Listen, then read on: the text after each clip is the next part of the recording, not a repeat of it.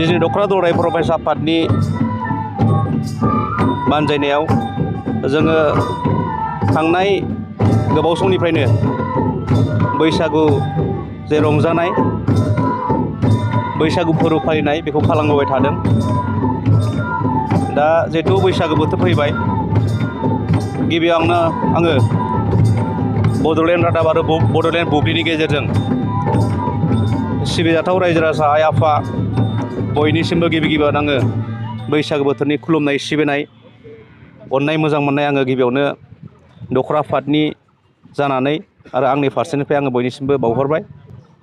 बे समाव आङो बेखौनो फोरमायनानै गोजोननाय मोनगोन दि बिजनि दख'रा दौराय बर' फरायसा आफादनि देग्लाय 13थि जे बैसागु फोरबो फालिनाय बेखौ फैगौ एप्रिल दाननि 23 आरो 24 अक्ट'खालि, थामहिनबा बांला 1429 मायथाइनि 9 आरो 10 अक्ट'खालि साननैनि मेहेरगोनां हाबाफारिजों खुंफुंनो थाखाय जोङो थागथियारि खालामबाय। जोङो देग्लाय गुबुन मोनसे आयदा दाजाबदेरदों, बेनो जाबाय दोरोङारि खान्थि दिन्थिफुंनाय। जोंहा गासै बिजनि दख'रा एबसुनि सिङाव मोन 13था दालाइ एबसु दङ। बे दालाइ एबसुफोरा मोनफा मोनफा टीमनि ओंथिखौ बेरखांहोनो थाखाय बे दोरोङारि खान्थि दिन्थिफुंनाय बेखौ बिथांमोना दिन्थिफुंगोन। बेजों लोगोसेनो जोंहा गोबांथार फरायसाफोरनि सावगारि आखिनाय, खन्थाइ लिरनाय, हा दै गेलेनाय, दिरुं बोनाय, लोगोसेनो मिस्टार बैसागु, मिस बैसागु, बैसागु हानजा मोसानाय बादायलायनाय, बिदि गोबांथार हाबाफारि जोङो जथायनानै लादों। जोंहा बिजनि दख'रा दौराय बर' फरायसा आफादनि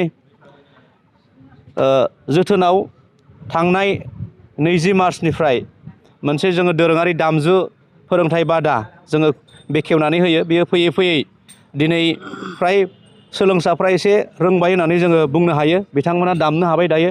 दा बिथांमोना साखाफारा जानानै दङ। फैगौ 23 आरो 24 एप्रिलाव जे जोंनि खुंनो लानाय बैसागु फोरबो, बेवहाय बिथांमोना बाहागो लागोन। खाम, सिफुं, जथा दामनायनि गेजेरजों जोङो बिथांमोनखौ बे नोजोरजोंनो होखादोंमोन जे फैबाय थानाय जे बैसागु बोथोर, बे रंजानायाव बिथांमोना गावसोरनि दामनाय रोंगौथिनि गेजेरजों बाहागो लानो हायो आरो जोंनि गेजेराव बर' माहारिनि जे दामजु खाम, सिफुं, सेरजा, बे जोलै टु जोलै मोनसेनि उनाव मोनसे बाबेनलाङो। बे नोजोर जोङो बिथांमोननो जे हारिमुवारि जे दामजु खाम, सिफुं, सेरजानि मावबादा बेखौ जोङो बेखेवना होदोंमोन। जोबोद गोजोननाय मोनदों, मानो होनबा जोंनि जेनाखि बर' हारिनि बे दामजु, बियो जा नोंसिनि हारिमुवा दावगानांगौ, जोंनि गेजेराव बेसिबां दावगायाखै आरो दामनाय देनाय गोबां खम नुयो।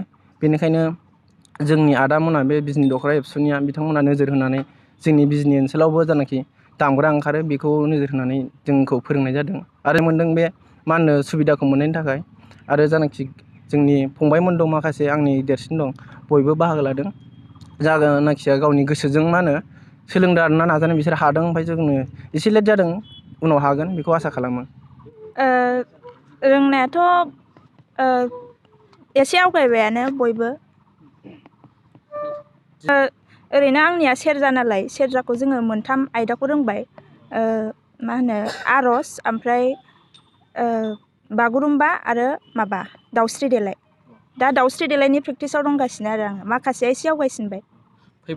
जोंनि बर'नि दोरोङारि दामजु दामनाय देनाय सेरजा, खाम, सिफुं, बेफोरो जोंनि जोंनि सेनियरफोरनि आखायाव दङ। जोंनि लाइमोनफोरा दासिम बेफोराव आवगायबाबो खोब आवगायाखै।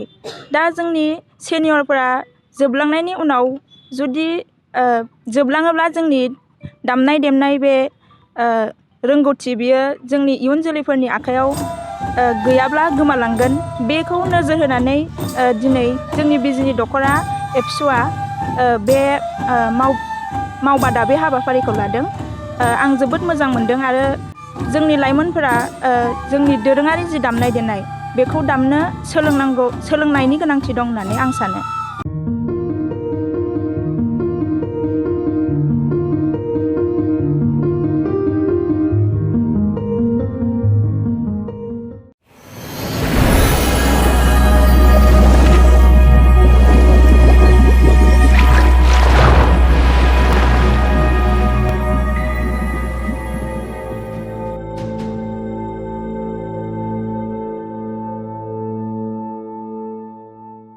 नोंथांमोना सानफ्रोमबोनि खौरांखौ मोननो थाखाय रिलाइभ निउज 24 बड' इउटुब चेनेलखौ साबस्क्राइब खालामनायजों लोगोसे फेसबुक पेजखौ फल' खालामनानै लाइक शेयार खालामनो दाबाव। गोजोन्थों।